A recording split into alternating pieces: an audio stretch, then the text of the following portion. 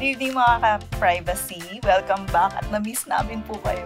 Medyo matagal na nawala ang privacy in the spotlight kasi ang National Privacy Commission ay lumipat na po ng tahanan. Nandito na po kami ngayon sa Quezon Ave from Pasay. At syempre sa ating pagbabalik, kasama natin si Attorney Butch na DPO at Director ng Philippine Statistics Authority para pag-usapan ng Info Mo, Karapatan Mo, PSA Answers Your Core Privacy Questions. Director Butch, good evening po. Kamusta po kayo? Good evening, Ms. Raren. Good evening sa lahat ng mga taga-subaybay ng Privacy on the Spotlight. Yes po.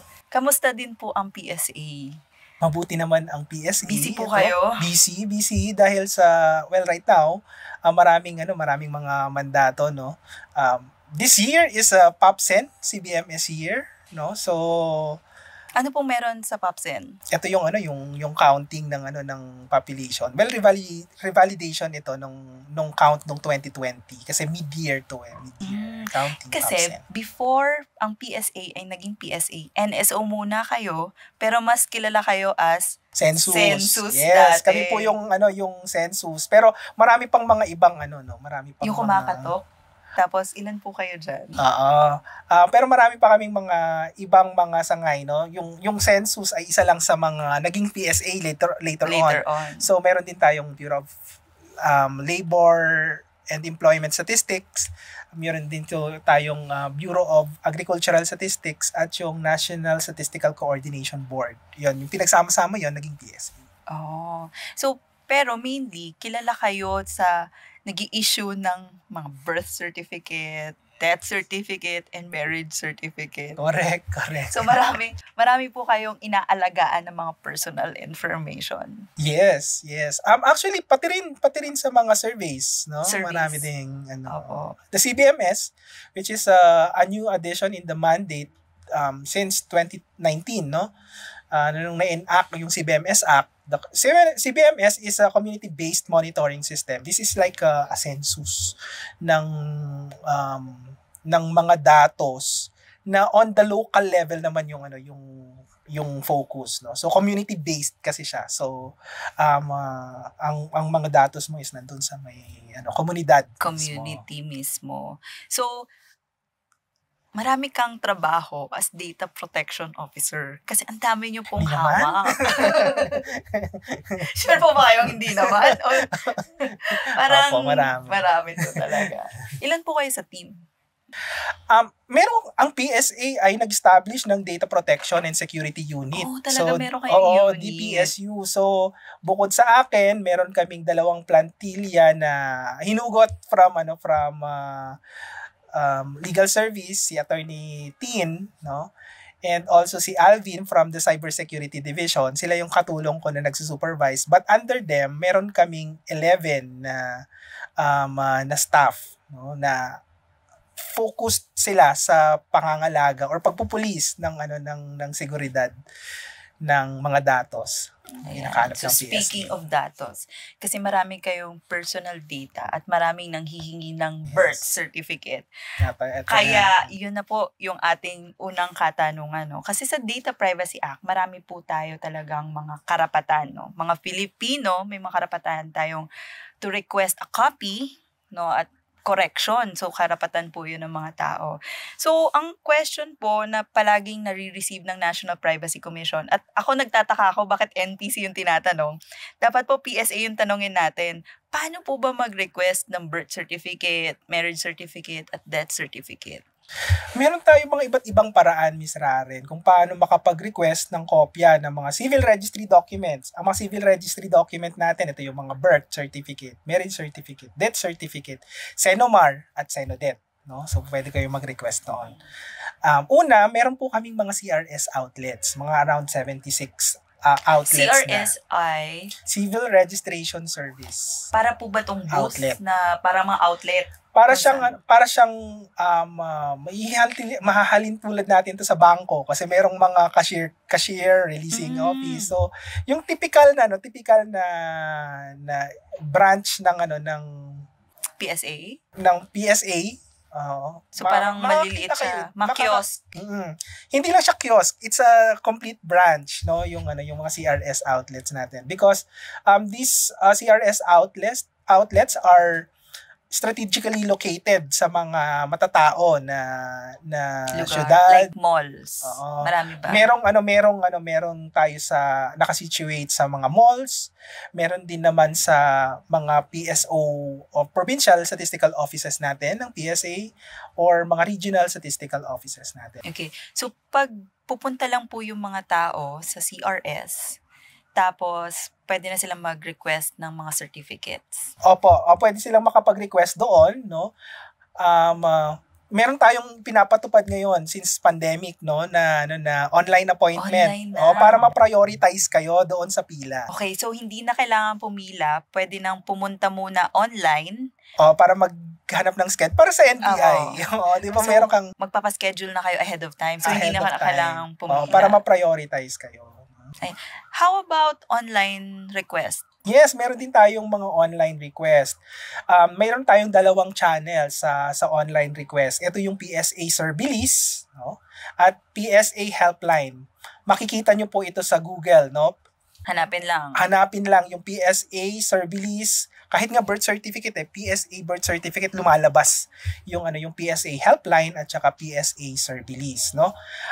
Kapag gusto din yung malaman kung merong CRS outlet na pinakamalapit sa inyo, pwede nyo yung i-search sa Google. Ayan. So to clarify, may 2 pong paraan paano mag-request ng birth certificate, marriage. Meron pang iba kasi meron tayong mga tinatawag na BREX outlet. Meron ding BREX. Ano po yun? Pwede rin kayong mag-request sa mga pinakamalapit nyong SM outlet. Sa Bayad Center. Bayad Center. So like yung customer service sa mall, meron kayo doon? Meron din tayong partnership with SM and other establishments, no. So meron ding mga mall-based talaga na so in total, ilang ways para mag-request ng mga certificate? So, ang una is through CRS outlets. Pangalawa, online. Yung PSA Servilis at Helpline. Pangatlo, yung mga BREX outlets na. Ayan. So, madali lang po yun kasi lahat po ay nag-google na ngayon. So, hanapin nyo na sa internet kung nasaan yung pinakamalapit na CRS sa inyo, tsaka kung ano yung website, at kung anong SM ang merong BREX na tinatawag. BREX. So, how about naman po yung correction? Kasi marami din pong mga errors kuminsan na natatanggap kami na question, paano magpapalit? Kasi may nagkamali daw yung information nila sa birth certificate, marriage certificate, mga errors. Paano po naman yung ginagawa? Depende sa error ito, no? So, meron tayong tinatawag na substantial alteration. Ito yung hindi covered ng administrative process. Noong unang panahon, judicial lahat ito, no? However, RA 9048, ito yung itong batas na to, ito yung paraan para magkaroon tayo ng administrative process, no? Ng pagko-correct ng clerical. Yes, mas madali. Mas madali, Miss Raren. Tong administrative process na ito ay meant for the clerical errors. No? Itong mga wrong spelling, yung mali yung pagkaka-type, may na-omit na mga letters, something like that. Pwede rin yung change of first name, no? Say for example, pagod na ako maging Roren, so papalitan ko na yung pangalan ko. Pwede po ba yun? Meron namang grounds doon sa may change of first name. Una, ang isang ground dito is that pwedeng akala mo ikaw si Roren, pero ikaw pala, doon sa may birth certificate mo pala, Roxanne. Something. Maraming common ganun. Kasi sa akin palagi akong tinatawag na Loren, Coren, merong tumatawag sa akin, Robin. Pero, ang pagkakaalam mo, since bata ka, ikaw si Roren, pero nung kumuha ka na ng birth certificate mo, bakit Roxanne? So, pwede mo siyang papalitan into Roren. So, ito yung mga change of first name. So, pwede po yun. Yes. How about gender? Gender, pwede din. Pwede din. Mm-hmm. Pero, like, sa atin kasi, doon po sa mga mahilig sa mga beauty pageant, 'Di ba uso na ngayon yung mga trans sa ibang bansa, trans na yung nagiging representative ng country. Pero dapat daw mapalitan yung kanilang sex at birth sa kanilang certificate. So, pwede po ba yun sa atin? Or ang sabi ko nga, ang kino-correct natin diyan sa administrative process, no, ay mga clerical, no. So, kapag say for example, ipinanganak ka talaga na babae at ang nakalagay lang doon sa nagkamali lang doon sa type, may kasi type written dati. Type written magkapatong lang 'yon, Miss Roren, doon sa doon sa form, no? Male, female. Sa typewriter siguro nagkaroon ng nag-jump yung napunta siya, instead na female, napunta siya sa male, no? Eto pwedeng i-correct. Pwedeng i-correct. Kailangan mo lang sigurong magpakita ng hindi wag magpakita. Magpakita ng hindi naman. Evidence. Say for example, ini-require natin sa change of sex kasi yung yung correction of sex doon sa administrative process natin. Kailangan mong ipakita na na-examine ka ng isang doktor, government doctor, na ikaw ay ipinanganak na kung ano man babae yung kasarian mo, no? So, pero hindi pwedeng palitan. So like for example, female ako at birth, pero gusto ko siyang papalitan ng male because now I identify, example lang po ito as a man. So pwede po ba yun? Hindi po pwede yun. Kasi ang sinusunod natin na principle dito is that ang ilalagay mo sa iyong birth certificate ay yung sex mo assigned at birth. So ika-clarify natin na yung sex po at gender ay magkaiba. So, yung gender is kung paano mo ina-identify yung self mo at yung sex ay yung kung ano ka na-assign at birth. Yes. So, yung pwede lang nating ma-correct ay pag nagkamali nung nailagay sa assignment at birth. Yes. At ang prinsipyo na sinusunod sa pag-prepare or pagre-rehistro ng mga civil registry document is the fact of a vital event. So, ibig sabihin, yung kung ano yung impormasyon, ano yung facts, noong ikaw ay, kunwari, ipinanganak, ikaw ay ikinasal, ikaw ay namatay, yun yung dapat i-record doon sa civil registry. Civil registry. Narinig ko, kasi ngayon ko lang narinig na may Senodet. Yes, right. So, ano po yung Senodet? Ang Senodet ay ini-issue natin, Certificate of No Death, ito, no? Kapag I don't know, merong mga entities or mga government agencies na nagre-require na patunayan mo na wala kang certificate of death. Na hindi ka na pala hindi ka nabuhay ka pa. namatay, or siguro baka kasi nag-a-assume ka ng ibang identity, no? Okay. So isa to sa mga certification na maging proof na ikaw ay hindi pa kasi yung mga insurance. Yes. So kapag wala ka pang nare-record na death, no, sa civil registry, bibigyan ka ng Senodet certificate nang wala ka pang record ng death. Okay. Kasi meron actually sa isang seminar, meron ako nakausap na yung wife, no, ay nagulat siya na meron siyang death certificate. Only to find out that the other woman, nung husband niya, ay na-admit sa hospital using the name of the wife, kaso namatay si other woman. So ngayon, napagawan siya ng death certificate, pero buhay na buhay siya. So yun pwede po yung ma-correct. Tama po ba? Meron tayong remedy diyan sa ilalim ng batas. Kaya lang ito ay kailangan mong i-file sa korte kasi ito ay cancellation na ng registry entry, no? Entry in the civil registry. So, hindi to saklaw ng administrative process. Kasi isang substantial alteration na to sa civil registry, no? So, yes, merong remedy under sa batas, pero kailangang magdaan sa tamang proseso, which is a judicial no? Sa korte siya, korte so, siya. medyo mahirap-hirap po yung procedure. Pero pwede. Kasi right to correct po ito. Hindi naman pwede na buhay na buhay. Tapos meron kang, nagulat ako, may death certificate na pala ako doon sa PSA. So pwede po siyang, saan po yun ifa-file? Usually, ang venue ng pagpa-file ay kung saan yung korte na nakakasakop doon sa local civil registry office na kung saan nandoon yung record, no? Say for example sa Maynila yung yung registration, no? Doon mo din siya ifa-file sa nakakasakop sa kanyang korte. Okay. So kung saan yung city, syudad or municipality, doon din po kayo pupunta. Yes. Ayan. So dahil meron tayong death certificate, pumunta naman po tayo doon sa marriage certificate. Ayan, or marami tayong dyan sa marriage certificate. Yeah. So meron po ditong tanong, Hi, I'm 25 years old.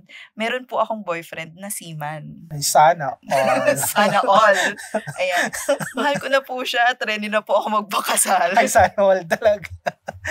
Pwede po ba akong mag-request ng Senomar ng boyfriend ko pero hindi niya alam?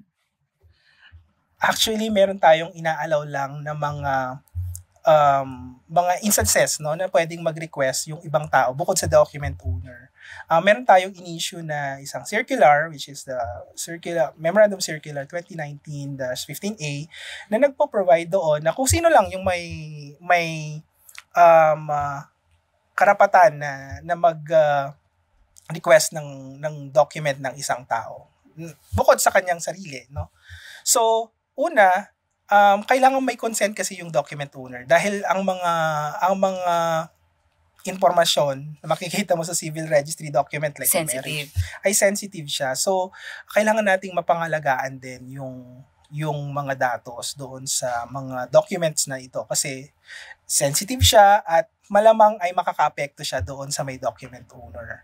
So, eto, doon sa circular natin, una, pwedeng mag-request yung document owner, obviously, but bukod doon, pwede siyang mag-authorize ng ibang tao. Ang importante dito is that nagko-consent yung document owner na may tumitingin doon sa kanyang mga datos. So, hindi po pala ako pwedeng mag-request ng Senomar ng crush ko? Ma'am Roren, kung hindi talaga po pwedeng, hindi natin, titingnan natin, i-evaluate ng ating mga kawani or mga staff sa CRS outlet or doon sa mga staff natin sa PSA helpline at saka Servilis kung meron kang legitimate purpose doon sa iyong mga request. So ang panliligaw ay hindi legitimate purpose. Yes. Wala ba tong kasal at tong nanliligaw sa akin, hindi po pwede. Okay. So, kung sino lang yung po pwedeng mag-request, hindi basta-basta. At ano yung documents na authorization? Anong klaseng document? Pwede kayong magpakita ng special power of attorney. Pwede rin kayong magpakita ng letter of authorization na merong sufficient na identification ng document owner na siya ay nagko-consent doon sa pagkuha ng mga impormasyon or yung kopya ng birth certificate, marriage certificate, or death certificate. So like for example po, yung authorization letter, pirmado, or okay, tinatanggap niyo ba yung fingerprint? Pirmado yung fingerprint for as long as makikita namin yung meron kaming pagkukumparahan na say for example an ID na meron ding fingerprint. Pwede naman namin tanggapin 'yan. Paano po kung patay na po yung owner of document? Kapag patay ng owner of document, nagre-require kami ng affidavit of nearest of kin. So, eto pwede namang mag-request yung kanilang mga kapamilya doon sa, especially yung mga yung mga nag-a-apply ng estate tax, Miss Raren. So, eto mga to, kinukuha nila yung mga birth certificate or death certificate ng kanilang mga yumaong mga kamag-anak para sa pagpa-file ng kanilang mga estate tax. So, eto inaalaw namin. Basta magpakita siya ng either affidavit of nearest of kin, Or yung kasi merong minsan nagpapakita sa amin ng court order ng estate administrator, pwede rin 'yon. Tinatanggap din namin 'yon. Okay. So, ito ay kung physically pupunta sa CRS. Yes. So, paano po kung ako, gusto kong kumuha, magre-request ako, meron naman akong authorization letter. Pwede pa rin ba yun sa Brex at online? Yes, same pa rin yung requirements natin. Whether you request online, you request through Brex, at you request sa CRS outlet. So, pwede po ang SPA or letter of authorization with identification or valid na ID. Yes. Ayan. So, pwede po yun. So, speaking of ID, punta po tayo sa national ID. Ito po ay medyo mabigat nyo din na mandato. Yes, Ms. So, ano po ba yung national ID? Para saan po ba siya?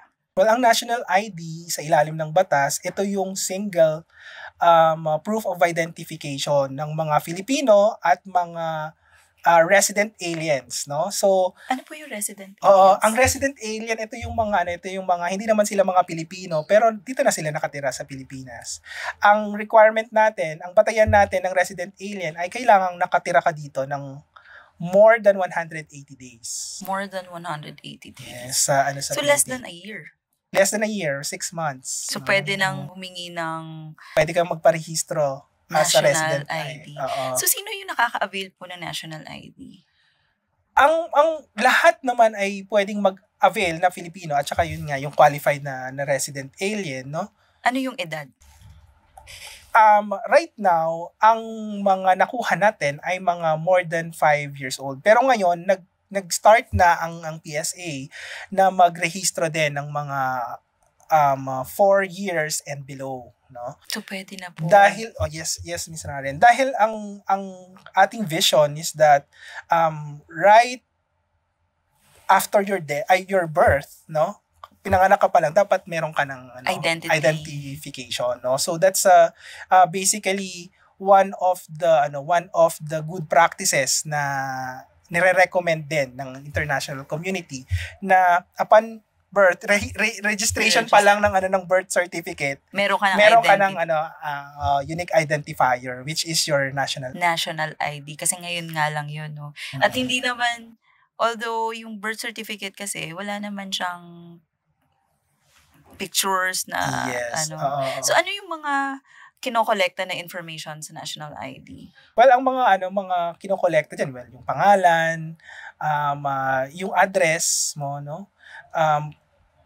May option ka din kung sex, no? Sex, blood type ay kinokolekta diyan.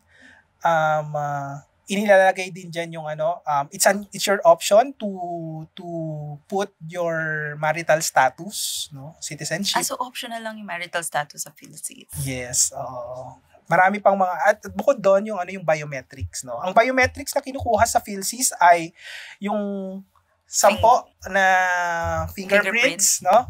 At iris and your photograph.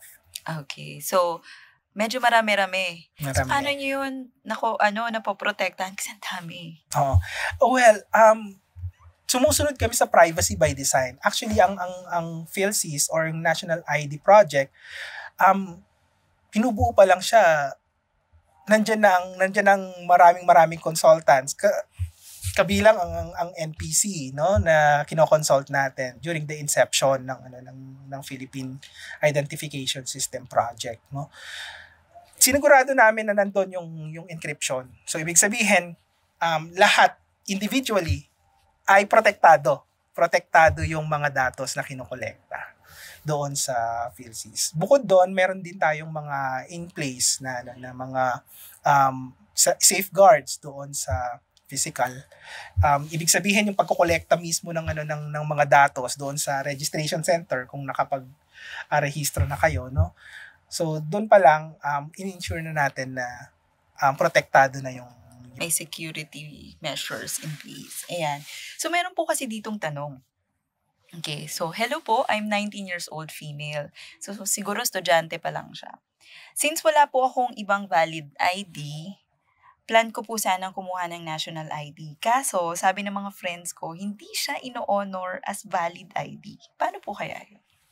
Nako, ang hindi pag-o-honor ng national ID in any format, kasi meron tayong mga iba't ibang format ng national ID. Number one, yung physical card, no? Yung natatanggap nyo na parang PVC. PVC, paano ba yung yung plastic, no?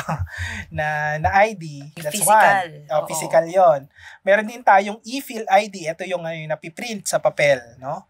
At meron tayong digital ID. Ito yung makukuha mo naman sa eGov app. So mag-download kayo ng eGov app, pwede kayong mag-download na din doon ng national ID nyo. Basta meron na kayong, una, nakapagrehistro kayo. At pangalawa ay nabigyan na kayo ng PhilSys number, no? PhilSys number. Okay. So sa lahat ng mga format na ito, kailangang tanggapin ito ng mga establishment. Not only government agencies, but also private companies. Private entities. So, valid po siya kahit anong format. Yes. Hindi siya pwedeng i-decline na, hindi namin yan tatanggapin kasi nasa cellphone mo lang. Hindi po yun po pwede. Hindi yun po pwede. Dahil, ang hindi pagtanggap or sinasabi na non-acceptance, no, ng national ID or refusal to honor ay isang criminal act under the law. So, pwede kayong magreklamo, no? Pwede kayong mag-file ng kaso doon sa mga hindi tumatanggap ng national ID. National ID.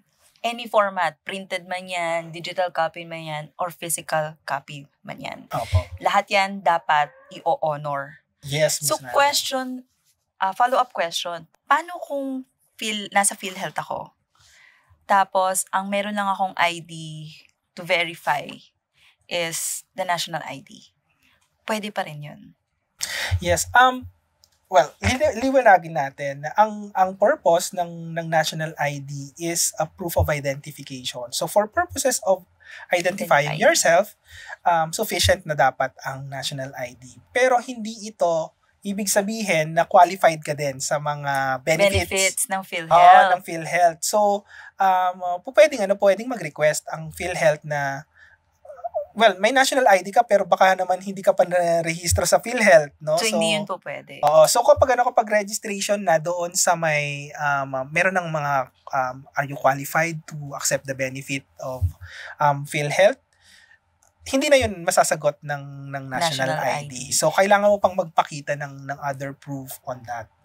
Okay, like for example, nandun ba yung PhilHealth number sa national ID? Hindi siya. Wala siya doon sa So kailangan meron. Just to clarify, pwedeng maging verification yon pag nasa PhilHealth kayo, tapos kailangan nyo i-verify na, hindi, ako si Roren Chin, ito yung national ID ko. Pwede, tatanggapin nyo ng PhilHealth. Pero as to the benefits, kailangan yung may ID po talaga sila ng PhilHealth. Kung ano man yung sinusunod ng isang government agency na patakaran on the determination ng kung sino yung kwalipikado na beneficiary doon sa kanilang serbisyo, no? Ito ay dapat sumunod doon sa alituntunin or yung mga patakaran ng ahensya na yon. So pwede ang national ID para mag-verify. Pero not to receive the benefits. Yes. Po. So another question po dito ay nakakuha na po kasi ako ng national ID. However, nakapag-registered ako pero hindi ko pa natatanggap yung physical na ID. So paano po ba ito? Pwede po bang ibang format yung gamitin ko momentarily?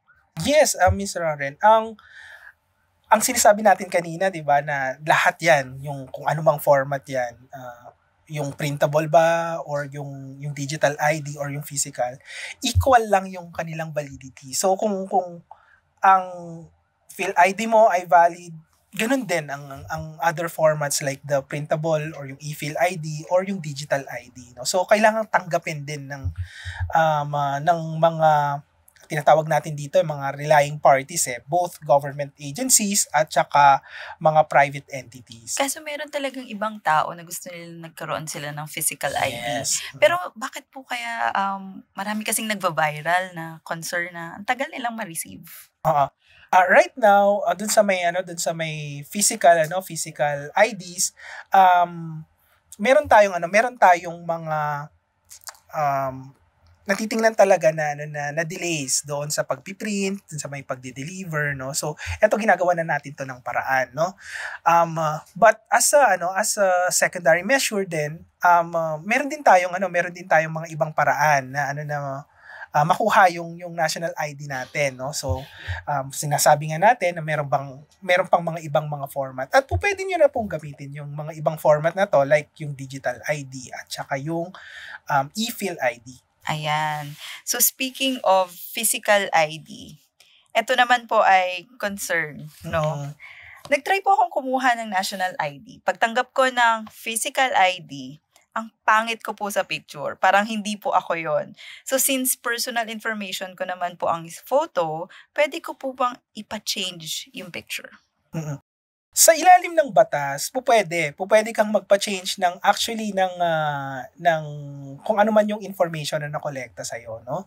So, karapatan mo din naman 'yon talaga, no? However, right now, no, limitado yung pag-change or pag-update ng entries, information sa national ID into demographic information, no? So, yung mga biometrics natin, later on, i-open naman natin yan na po pwedeng palitan, no? Ang paalala ko lang kapag na-open na yon, yung opportunity na yon na meron tayong pagkakataon na mapalitan kung ano man yung ayaw natin doon sa itsura natin. Ito ay papalitan din yung card, no? At ito merong bayad. So pag in-update yung pictures ninyo, update din ang physical na card. Yes. At hindi na free. Kasi yung first na physical copy, free po siya. Yes. Free talaga yung first initial kapag mga citizens, no. Yung resident alien meron yatang karampatan na corresponding fee doon, no. Doon sa mga replacement naman merong bayad, no. So kapag nag-replace ka na, kasi ito kapag nagpapalit ka ng information mo, whether demographic or yung picture mo, malamang magre-request ka din ng bagong card. So yon, replacement na yon. So may bayad na yon. So last na lang po na follow-up question. Paano po pag nawala yung card? Pwede rin mag-request ng reissuance. Eto, replacement na yun. So pwede rin po ba yung i-report? Ano po bang dapat gawin pag nawala ang card? Kasi lahat ng information po natin nandun. So paano po kaya yun? Pwedeng mag-report, no? Mag-report nung lost card, no? Ang national ID kasi ay merong tinatawag na PhilSys card number, no? Kapag nire-replace ito, napapalitan din yung PhilSys card number para hindi na magamit yung na-replace na, say for example nahulog pala siya, tapos nakuha ng mga iba. Maganda na i-report mo siya sa PSA para ma-deactivate na yung card na yon, para hindi na magamit. Kasi kapag yun yung ginamit niya later on na magpakita ng transaction, inassume na niya yung identity mo. Sa amin nakatag na yon na eto hindi na nagma-match tong PCN. Deactivated. So at least may security measure pag nawala ang physical ID. Yes. Kailangan nilang mag-report sa amin. So if a flash natin siguro yung kung saan number magre-report or yung okay. So medium. Meron naman po kayong mga emails and cellphone numbers kung saan sila pwedeng magana. So sir, last message sa ating pong mga ka-privacy from PSA. Oo, Ma'am Roren. Salamat sa pag-imbita sa amin para sumagot sa mga katanungan ng ating mga kababayan. Pinapaalala ko lang na ang serbisyo ng PSA katulad ng pag-request ng mga copy issuance ng birth certificate, death certificate, marriage certificate, at even yung mga pagko-correct ng mga entries ay meron pong paraan, no? Sa pagko-correct ng mga maling entries sa inyong mga civil registry documents, maaari kayong dumulog sa mga pinakamalapit yung local civil registrar's office at alam nila kung ano yung maipapayo sa inyo doon sa mga steps na gagawin ninyo para makorek yung inyong mga birth certificate man yan, marriage certificate, or death certificate. Sa mga magre-request naman ng mga copy issuance, no, sinabi ko nga po kanina, meron po tayong 3 paraan. Una dyan, yung mga CRS outlets natin, maaari nyong makita ang mga pinakamalapit na CRS outlet sa inyong lugar by searching yung CRS outlet sa Google, no? Meron po tayong mga directory doon. Pwede rin po kayong mag-search ng online platform like the PSA Servilis at PSA Helpline, at pwede rin kayong magtanong sa mga malls or yung mga Brex outlets natin. Yung mga malls natin, meron usually tayong Brex outlet dyan. Yung mga LGUs natin, mga local civil registrars natin, meron din pong mga mangilan-ngilan or marami sa kanila ay may Brex outlet system, no? Sa mga magre-rehistro naman sa national ID system natin, meron po tayong mga registration centers. Minsan nag-a-announce po ang PhilSys sa inyong lugar. Nagbabarangay kami sa pagre-rehistro. So ito yung mga mobile registrations natin, no? So pwede kayong makipag-coordinate sa pinakamalapit na mga PSA offices. Tanungin niyo din sa inyong mga LGUs kung kailan dadating ang PSA, kailan naka-schedule yung PSA sa mobile registration centers natin, no? So pwede kayong magrehistro doon. Pwede rin kayong magtanong sa mga PSOs or Provincial Statistical Offices natin kung meron na ba kayong national ID, or pwede niyo bang makuha yung e-Phil ID or yung digital ID po natin sa national ID system. Ilalabas po namin yung mga contact details namin, yung email at yung mga numbers na kung saan po pwede kayong sumangguni, magtanong at mag-clarify ng inyong mga concerns. Muli, salamat at magandang gabi sa inyo. Ayan. Salamat, Director Butch. And to know more about the National Privacy Commission, our programs and activities, you may visit our website at privacy.gov.ph. Also, please like us on Facebook at National Privacy Commission. Follow us on Instagram and X or Twitter at PrivacyPH. And syempre, yung PSA, meron din po tayong website at kung saan nyo sila pwedeng kontakin para sa inyong mga concerns. At kung meron naman po kayong mga gusto i-share, inakwento or mga hanas ninyo related sa privacy, you may send us an email via spotlight@privacy.gov.ph. Kita-kits again sa next episode ng Privacy in the Spotlight.